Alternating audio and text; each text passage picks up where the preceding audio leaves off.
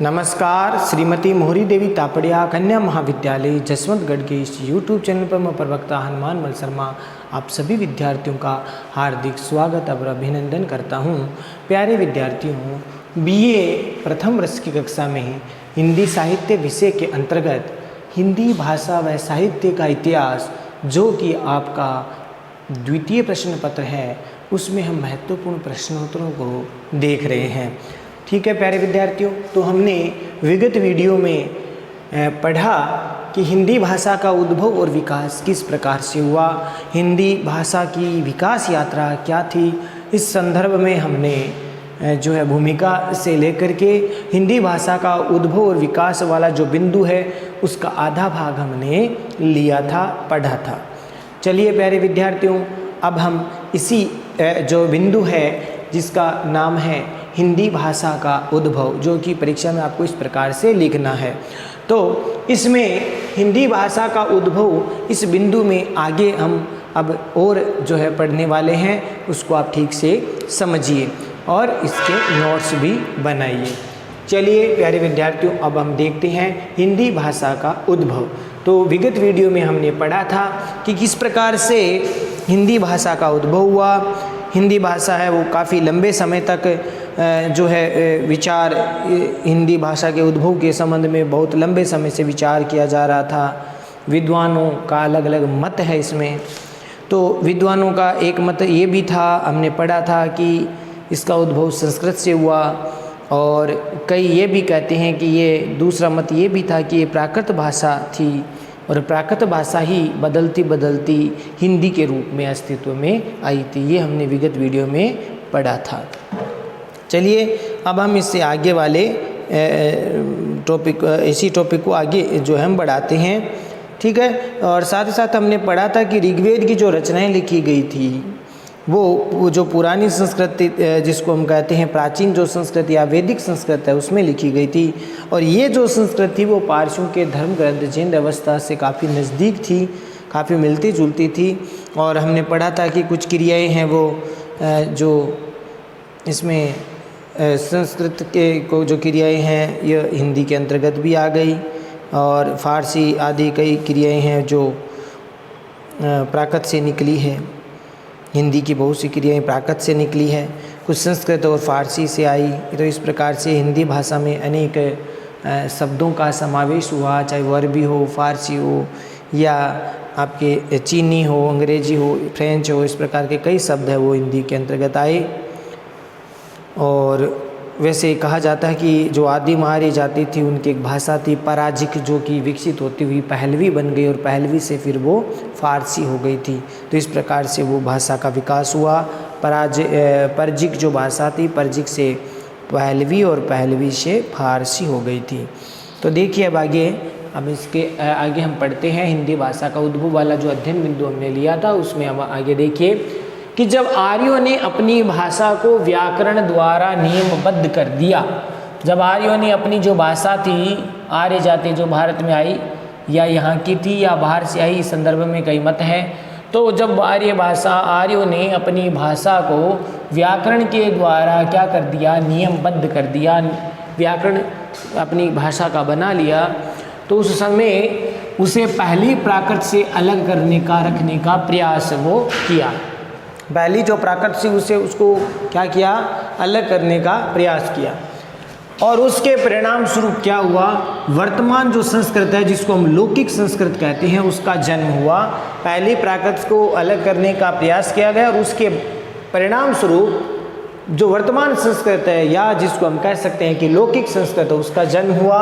और ये जो वैदिक भाषा है उससे पृथक माने अलग स्वरूप वाली थी। यानी ये जो वैदिक भाषा थी, जो वेदों में काम में ली गई, प्रयोग में ली गई, वो वैदिक भाषा से क्या थी, लौकिक भाषा या जो लौकिक जो संस्कृत थी या जिसको हम वर्तमान संस्कृत कहते हैं, वो वैदिक भाषा से क्या थी, अलग थी।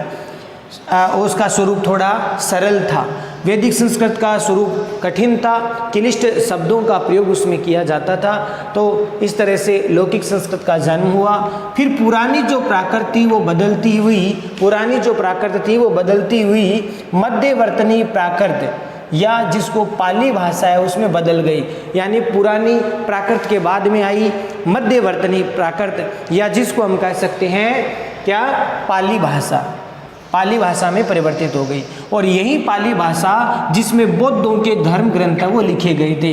बौद्ध धर्म के जो धर्म ग्रंथ है, बौद्ध धर्म के जो ग्रंथ है वो ग्रंथ आपके पाली भाषा में लिखे गए थे। आगे देखिए, व्याकरण के नियमों से बंधी हुई संस्कृत कठिन हो गई थी। व्याकरण के नियमों से संस्कृत को व्याकरण के नियमों से बांध दिया गया था। संस्कृत का भी अलग से व्याकरण हुआ, और व्याकरण होने के कारण संस्कृत जो भाषा थी वो कठिन हो गई, आम लोगों के लिए कठिन भाषा हो गई और पुस्तकों तक ही सीमित रह गई। ये पुस्तकों तक ही सीमित रह गई, अर्थात किताबों तक इसको सीमित कर दिया गया।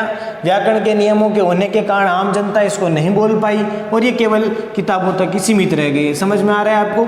आगे देखिए, तब लोग प्राकृत बोलने लगे जब उनको संस्कृत समझ में नहीं आई या संस्कृत उनको कठिन लगने लगी। कौन सी संस्कृत? ये संस्कृत थी जो व्याकरण के नियमों से बद्ध थी, और इस प्रकार की संस्कृत लोगों, आम जो लोग थे, सामान्य लोग थे, उनको समझ नहीं आ रही थी। वो केवल साहित्यिक रूप में ही रचने लगी या पुस्तकों तक ही सीमित रह गए।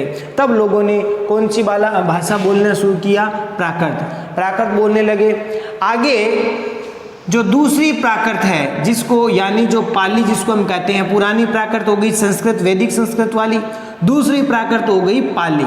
तो उस पाली के कई रूप है, वो जो पुरानी जो प्राकृत थी जिसको हम वर्तमान संस्कृत कहते हैं, दूसरी जो प्राकृत थी जिसको हम पाली के रूप में जानते हैं। तो वो दूसरी जो प्राकृत थी वो पाली के कई रूप हो गए, जैसे जिसमें मागधी, सौरसेनी, महाराष्ट्री आदि, ये जो दूसरी प्राकृत कहलाती है। और दूसरी प्राकृत जो पाली है उसके कई रूप हो गए, मागधी है, सौरसेनी, महाराष्ट्री।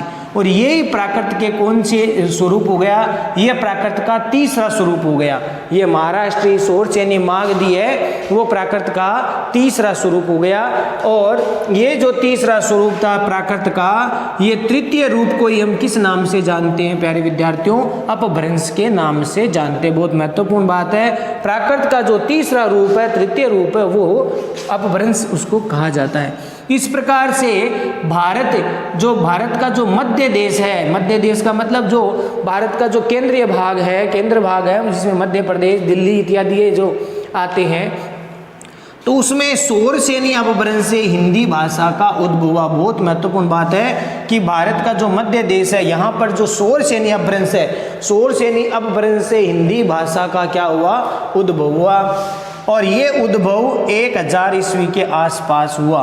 ये उद्भव कितने वर्ष पहले हुआ? यानी ये जो उसका समय था, कालखंड था, वो 1000 ईस्वी के आसपास हुआ। यह अपभ्रंश का समय था। यूं बोलचाल के रूप में उद्भव और भी पहले हो गया था। हाँ, हालांकि ये भी कहा जा सकता है कि बोलचाल के रूप में आम जो लोग थे, सामान्य लोग थे, वो बोलचाल के रूप में अपभ्रंश का प्रयोग पहले ही करने लगे थे। तो इसका उद्भव और भी पहले हो गया था, और जिसके बारे में प्रमाण देना क्या है? मुश्किल है, क्योंकि इसके कोई प्रमाण नहीं है कि कब से ये आरंभ हुई थी। इसका कोई प्रमाण नहीं दिया जा सकता। उद्भव कब हुआ इसका पता नहीं है। लेकिन हाँ, ये जरूर है कि ये बोलचाल के रूप में अपभ्रंश का प्रयोग है वो प्रारंभ हो गया था उस समय। इसके प्रमाण देना मुश्किल है। और जो प्रमाण दिए जा रहे हैं अपभ्रंश के, वो हम किस रूप में देते हैं? वो प्यारे विद्यार्थियों साहित्यिक रूप में देते हैं। अपभ्रंश भाषा के अंतर्गत जो साहित्य रचनाएं लिखी गई, वो साहित्य रचनाएं हैं, उसको हम अपभ्रंश से उसको हम देखते हैं। अपभ्रंश से रचित जो साहित्य है उससे हम प्रमाण मानते हैं कि ये अपभ्रंश भाषा में लिखी गई थी। तो प्रमाण के रूप में अगर बात करें अपभ्रंश की, तो वो साहित्यिक रूप है। इसमें कई ग्रंथ है वो रचे गए थे। तो साहित्यिक रूप से पहले भाषा का बोलचाल का रूप अस्तित्व में आ जाता है। यानी साहित्यिक रूप से अगर साहित्यिक रूप से अगर अपभ्रंश की बात करें, तो साहित्यिक रूप से पहले भाषा का बोलचाल का रूप है वो अस्तित्व में आ गया था। यानी बोलचाल की भाषा पहले विकसित हुई और बाद में हुई वो साहित्यिक भाषा। तो ये आपको ध्यान रखना, पहले आम बोलचाल की भाषा थी अपभ्रंश, और फिर यही अपभ्रंश थोड़ी परिष्कृत हुई, व्याकरणबद्ध हो गई, और वो फिर साहित्यिक रूप में काम में ली जाने लगी। यही सर्वमान्य सिद्धांत है, ये सब लोग मानते हैं। अब आगे देखो महत्वपूर्ण बात कि ईसा की 10वीं शताब्दी से हिंदी साहित्य जो है रचना होने लगी थी, हिंदी साहित्य में रचना होने लगी थी। ईसा की 10वीं शताब्दी से हिंदी में साहित्य रचना होने लगी थी। कब से? 10वीं शताब्दी से।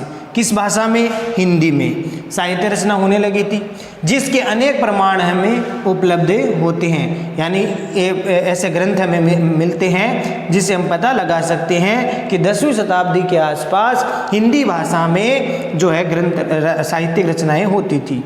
अगले बात देखिए, हिंदी के उद्भव के प्रारंभिक रूप का आभास सर्वप्रथम हेमचंद्र कृत शब्दानुशासन में ग्रंथ है, उसमें वर्णित उदाहरणों में होता है। बहुत महत्वपूर्ण बात है प्यारे विद्यार्थियों कि हिंदी का जो उद्भव है उसका प्रारंभिक स्वरूप का अगर आभास हमें लेना है या हिंदी का प्रारंभिक स्वरूप का आभास हमें होता है, वो कौन से ग्रंथ में होता है? आचार्य हेमचंद्र जी के ग्रंथ है शब्दानुशासन। और ये शब्दानुशासन जो ग्रंथ है वो व्याकरण से संदर्भ में है, व्याकरण से संबंधित है। तो इसमें सबसे पहले हमें उदाहरण मिलते हैं हिंदी भाषा के।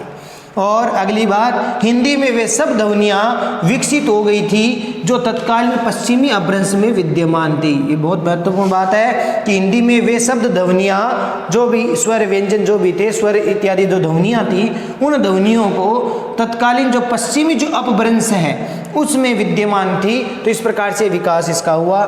इस प्रकार से हिंदी 1000 ईस्वी के आसपास अस्तित्व में आ गई थी। धीरे धीरे इसका विकास हुआ, विस्तार होता गया। 1000 ईस्वी के बाद में हिंदी का और ज़्यादा उत्तरोत्तर विकास होता गया और विस्तार होता गया। इस प्रकार से हिंदी तथा अन्य आर्य भाषाएं अपभ्रंशों से निकली है। तो इस प्रकार से अपभ्रंश से ही हिंदी निकली है। इससे अनेक जो आर्य भाषा और जो आर्य भाषा में इसको पंजाबी, हिंदी, सिंधी या पहाड़ी या बिहारी, उड़िया, ये जो भाषाएं हम काम में ले रहे हैं वो अपभ्रंशों से विकसित हुई है। तो इस प्रकार से हिंदी और अनेक आर्य भाषाएं अपभ्रंशों से विकसित हुई है।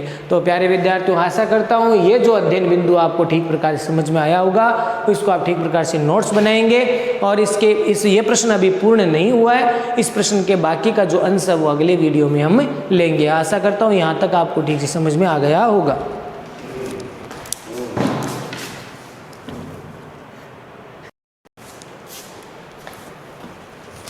तो प्यारे विद्यार्थियों, आज के लिए बस इतना ही। अगले वीडियो में पुनः उपस्थित होंगे हिंदी भाषा साहित्य का इतिहास इस संदर्भ में। तब तक के लिए इस बिंदु को आप ठीक प्रकार से पढ़ें, नोट्स बनाएं और चैनल को लाइक, शेयर और सब्सक्राइब करना ना भूलें।